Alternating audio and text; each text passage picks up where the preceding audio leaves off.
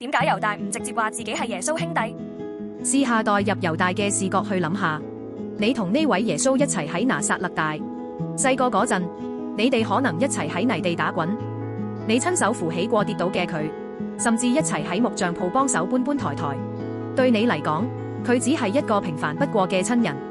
突然有一日，佢開始講埋啲你聽唔明嘅道理，身邊仲湧出一大班粉絲。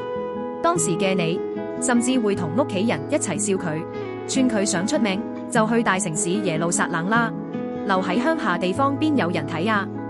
耶穌的弟兄就對他說：你離開這裏上猶太去吧，叫你的門徒也看見你所行的事。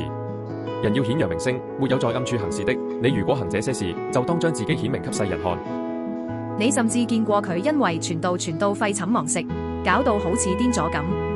耶穌進了屋子，眾人又聚集，甚至他連飯也顧不得吃。耶穌的家人聽見，就出來要拉住他，因為他們說他癲狂了。但係轉眼間你睇住佢被釘死，再親眼睇住佢帶住榮耀復活升天，嗰一刻你先驚覺，原來呢個同我一齊生活咗幾十年，一齊跌倒受傷嘅兄弟，竟然真係天地嘅主。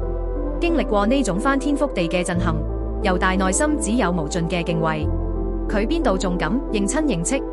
佢只係想謙卑咁做主嘅僕人。雖然佢冇講出口，但其實大家都明佢係邊個。